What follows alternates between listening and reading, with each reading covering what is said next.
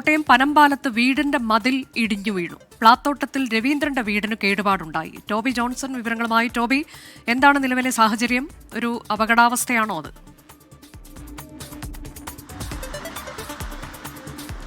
ആശങ്കപ്പെടേണ്ട ഒരു അവസ്ഥ ഇല്ല എന്ന് തന്നെ വേണമെങ്കിൽ നമുക്കിപ്പോൾ പറയാം അനുജ. എന്തായാലും ഇന്നലെ രാത്രിയിൽ പെയ്ത ശക്തമായ മഴയിലാണ് പ്ലാത്തോട്ടത്തിൽ രവീന്ദ്രന്റെ മതിൽ ഇടിഞ്ഞു വീണത്.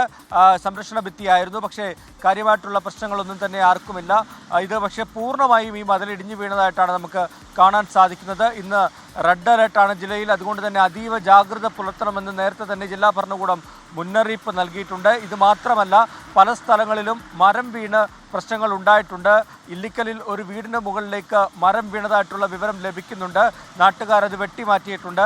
അതോടൊപ്പം തന്നെ എടുത്തു പറയേണ്ട ഒരു കാര്യം, കിഴക്കൻ മേഖലയിൽ അതിശക്തമായിട്ടുള്ള മഴ പെയ്യുന്നുണ്ട്. അതേ തുടർന്ന് മീനച്ചിലാറ്റിലെ ജലനിരപ്പ് ഉയരാനുള്ള സാധ്യതയുണ്ട്. കാരണം നീരൊഴുക്ക് അതിശക്തമായിട്ടുണ്ടാകുന്നുണ്ട് എന്നാണ് ആ മേഖലയിൽ നിന്ന് നമുക്ക് ലഭിക്കുന്ന വിവരം. അങ്ങനെയാണെങ്കിൽ വരും മണിക്കൂറുകളിൽ ജലനിരപ്പ് മീനച്ചിലാറ്റിലെ ഉയർന്നേക്കാം. മിക്ക സ്ഥലങ്ങളിലും അന്തരീക്ഷം മൂടിക്കെട്ടിയ ഒരു അവസ്ഥയിലാണ്.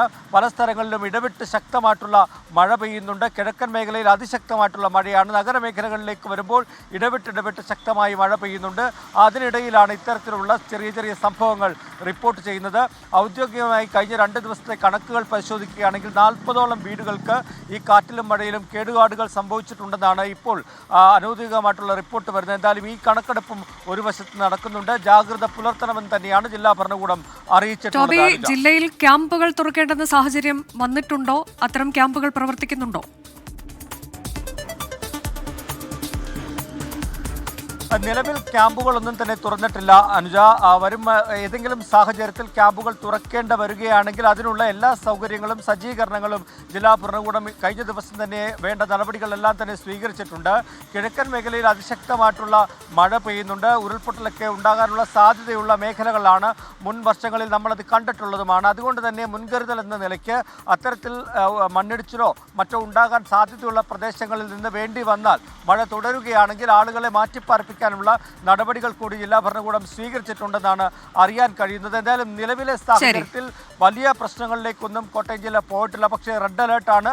അതിശക്തമായി മഴ പെയ്യുന്നുമുണ്ട് അനുജ. കോട്ടയം ജില്ലയിൽ അതിശക്തമായ മഴ തുടരുകയാണ്. പ്രത്യേകിച്ച് മലയോര മേഖലകളിൽ, കിഴക്കൻ മേഖലയിലൊക്കെ ശക്തമായ മഴ തുടരുന്നുണ്ട്. വിവിധയിടങ്ങളിൽ നിന്ന് അപകടത്തിന്റെ, നാശനഷ്ടത്തിന്റെ വാർത്തകളും വരുന്നു. പനമ്പാലത്താണ് വീടിന്റെ മതിൽ ഇടിഞ്ഞു വീണത്. വീടിന് ചെറിയ തരത്തിൽ കേടുപാടുണ്ടായിട്ടുണ്ട്. നിലവിൽ ക്യാമ്പുകൾ തുറക്കേണ്ടെന്ന ഒരു സാഹചര്യം ഇല്ല എന്നതാണ് ടോബി ജോൺസൺ നൽകിയ വിവരം.